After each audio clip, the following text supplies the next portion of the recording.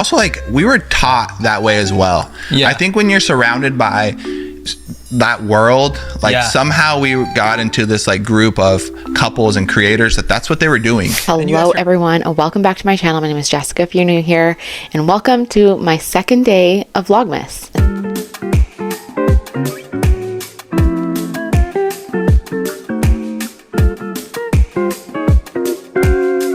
So I really have to just thank all the subscribers who've like subscribed ever since basically September. Well, also the people who like made my channel become what it was. Without you guys, I wouldn't even be doing Vlogmas, and I've always dreamed of doing it because I love YouTube. And even before all this Ruby Frankie stuff I've been covering, I shared my love of YouTube on my channel a lot and shared about who I like to watch. I'm a YouTube, like, this is all I watch, okay? I don't watch cable, I watch YouTube. So thank you so much for everyone who's here, and let's get into today's video, which is just finally a little bit of a lighter topic.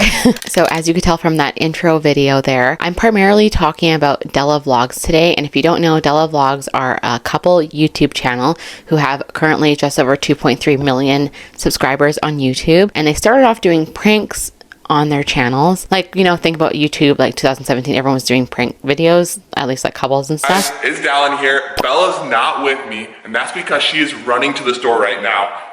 Guys, I gotta take advantage of this opportunity, and it's time for a prank.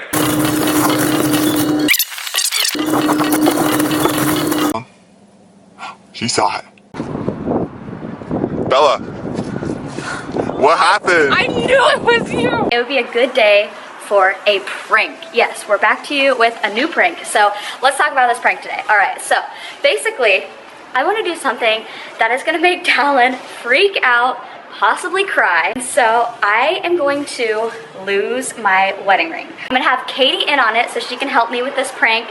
What if he cries, Bella? That's freaking out. I lost my ring. I can't find it anywhere. Dude, I don't even want to think about it. Babe, you're just making it worse. Stop. This whole thing was a prank. I got you. Wait, look, we hid it in Josh's bag. I really liked doing YouTube with you and stuff. Like, it's been fun. Why were you being weird today? It's been fun. Like, don't get me wrong, it's been a lot of fun. But I just don't think I want to do it anymore. What do you mean? And now they're in the family vlogging world. And if you know, I mean, you're probably watching this because you know who they are, and you're just maybe wondering what I'm gonna say about them. They are seen as problematic because they just recently adopted their daughter, and they're just like using her for content, which there's gonna be people who are pro family vlogging and against family vlogging. I'm like pro share your life as a mom, a parent, but like don't use your kids. Don't like put them like all over your thumbnails. And if you were to remove the child, would you know anything about them? Would they be able to sustain their channel without being like, this is their face and this is everything about them? You know what I mean? So that's just like where I kind of draw the line. And also, we all know about child P's. Like, people can just pretend and be like, well, they exist in the world anyways, but this is different. This is like thousands of people in, like, you're allowing so many people into your home. A lot of people share their child's birth date, their first and last name. Like, it's just wild to me what people share online. And I'm talking about this because they're like massive YouTubers, and they are the hot controversial topic right now in the family vlogging world, in my opinion. That's what I've seen. And so I just want to kind of get into that and explain to you guys where I believe their insane ideas of being able to share this kind of content is just like normal to them. Like, this is just what you do. So my personal theory is that, at least in this little sector of the family vlogging world, it comes from, believe it or not, The Bachelor. From season 22, The Bachelor, Ari was The Bachelor in 2018. So remember, I said prank channel started around 2017, at least in my mind. They probably started before then, but I only really saw them then. He was The Bachelor and chose someone else, and it was this whole controversy thing, and then ended up separating from her, and then ended up with Lauren. I think for me, the more I hung out with you, the more I felt like I was losing the possibility of maybe reconciling things with Lauren. Do you want to be back with her? I want to see if there's that possibility. Are you kidding me? So I came here today because I want a second chance. And I love you very much. And I really liked watching them at the start of COVID. They like did their channel and it was like cute. I liked seeing them share about their life. Obviously not about their child. Like that's not something that I enjoy seeing, you know. I was kind of diving into this and being like, because I know that they're friends with Della Vlogs, because when I watched Lauren and Ari, I saw Della Vlogs and I didn't really know anything about them. To me, they were like nobody. Like I didn't even know who they were. And then now learning more about Della Vlogs and then kind of seeing like, oh yeah, so they took a trip together. They did a road trip. I think it was in 2021 or something. They did a road trip together. They did a road trip shortly after meeting and they had met on a brand trip. I can't find the information other than on the Reddit where it says they met on a brand trip, but they went on a trip together and then started just doing tons of videos together and just became really close friends, as you would with someone who does like your type of work that you do, right? It's made it so perfect. Give me a profound caption. It's Bella Grace. Keep it funny, you know, something about reflections, something about here's looking at me or something. But the problem that I've seen is that Lauren and Ari use their daughter as part of their content, which I mean, it's their choice, whatever, right? But they also allowed other family vloggers to use them. So like they allowed Della Vlogs, and I don't even know how they met JD Vlogs, probably from Della, but they allowed them to film their child. To me, that's so weird. Why would you let like strangers, like they're relatively strangers, right? Like film your children. It's so weird. But to those couples, it became normalized that this is just what you do. Like these are famous people who do it. Like, and so why can't we do it? You know, whatever. That's maybe their mentality on how they rationalize with themselves, why they think it's okay to do that. From what I've learned, and the thing I shared at the beginning there of Dallin sharing it, like he was sharing in regards to the pranks like that couples do and how they were all lying about it. And I'll insert that part actually, and it's kind of skipping ahead, but it kind of gives some clarity on Matt and Abby talking to them about, because they were on their podcast, the Unplanned podcast, talking about their experience faking content. You know, I don't know, I did that. They faked content. Now they just don't like how they're looked at as like, are they even real? Because people question them on TikTok and stuff like all the time. Also, Dallin and Bella, they admit that they were faking their pranks. So I'll roll that first with here. you. There was one time, I remember this TikTok specifically. We did a TikTok back in like May of 2020, and there's this, I saw this creator make this video where it got legit like 80 million views, and we had like 50,000 followers, and I was like, wow, 80 million views, like what do you do? And it was clearly faked, and I'm like, okay, like do people actually fake their videos for views? And I'm like, I don't like that. And but we did it, and it was this thing where you pretend to chop off your finger and put ketchup there. Oh yeah. Well, I did it, and then the video, we posted it, and I felt bad about it, and the video got 1 million views, and it was still growing. No, it got way more. Maybe 2 million. I don't know, but I felt weird about it. I felt really ill about it. So then we deleted it. And we deleted it. And it was that moment where I was like, I don't think I can do this. But the thing, and then it's because when you're posting something that's not perfectly curated, like we're not thinking through everything all the time to be like, oh, this, like you're gonna say this and then I'll say this and then I'll do this, then you're just opening yourself up. And that's really good point. And in the beginning, like when you're a really small creator, like you're desperate. You want views because you want to try to make it work. You want to be successful in it. And so like there's that, and I want to say there might have been like 2, maybe 3 other videos where like, I don't know, like one time Abby pranked me and she like legitimately got me, wasn't recording. She's like, can you just like do that reaction again? And I did it. And I still felt bad about that. But like, dude, I don't know, like doing this. The camera was flipped. I remember. Oh yeah, you flipped it. It was on your face. But like, I really appreciate you saying that though, because it sucks when we'll get someone who says like, oh, they're faking this, and it's like, no, we're not. Like these are real, genuine videos. These are our lives, and it sucks too when we get hate because like we are so vulnerable, we are so like just ourselves. That's why it was scary to post that cancellation video. So good for Matt and Abby for sharing this. I am not like pro Matt and Abby. I do not mind their podcast. The thing about sharing this is that yes, they faked it. Yes, they've had that issue, but they have to also know that they're going to have their audience not trust them as much. And just in general, like people won't trust people who they later learn faked it. And then in general, when you go on TikTok, you know that these people are faking it. Like my thing is like when I see these husbands do great things like making a gift basket for my wife, blah, blah, blah, and that's like their content. I don't compare that to my husband because I think if he was filming it for content, he would do this kind of stuff like all the time, you know? So it's just like, we have to take what we see online with a grain of salt because as you can see from all these influencers in this video talking, they're faking it. So we can't compare our lives because it just makes us feel like shit. We do. By we, I mean me, and I mean moms. But I really liked you guys, and I thought you guys were so cool.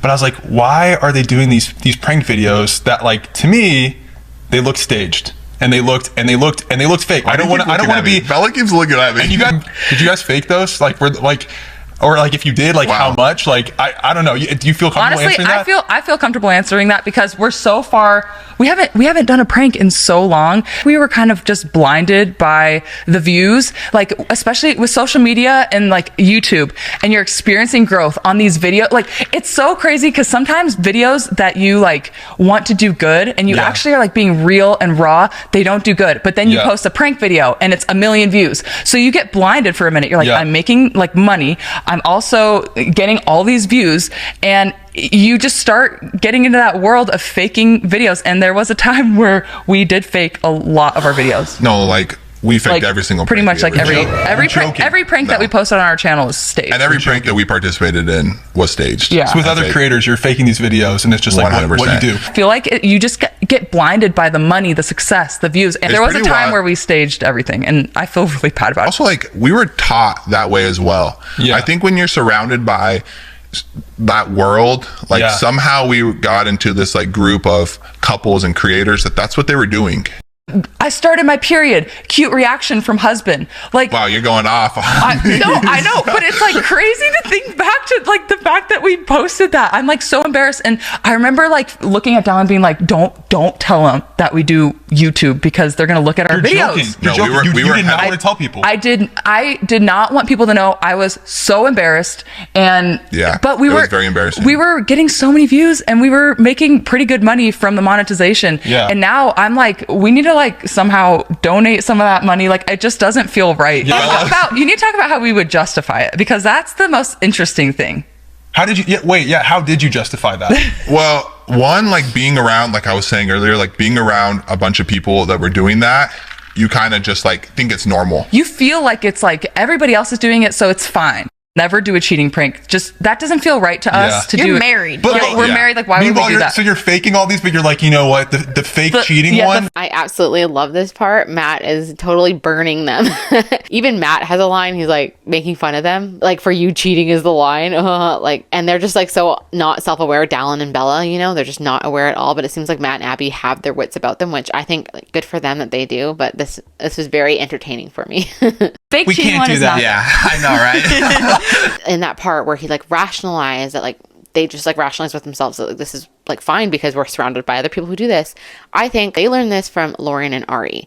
And then also JD Vlogs. I don't watch them at all. I only know what Dad Challenge podcast has talked about them, but they also learned it from Lauren and Ari because they were all running in the same circles. I mean, I guess I can see how they kind of like rationalize in their brain, like why it's okay. Sorry if I'm playing with my hair. I never wear it down, so it just feels weird. And also these hairs, by the way, I know they're probably distracting. I put stuff there, but as I've shared, I've had a baby in the last, like my daughter's just over a year. Postpartum hairs, when they grow back, they're just like, they poke. I'm just looking at my mirror here. I don't have a viewfinder, but yeah, sorry. If I'm distracted, that's just why. So yeah, they clearly rationalize it in their brain because of what they were surrounded by all the time. And then also, I wanted to mention that Lauren and Ari took out a freaking PPP loan. And we all know people did that and how wrong it was, but they were the freaking Bachelor winners and contestants. Like, this is crazy to me.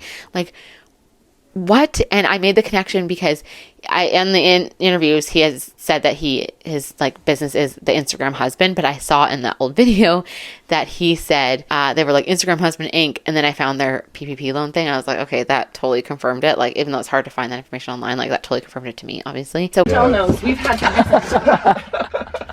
Is that the shot? It's pretty good.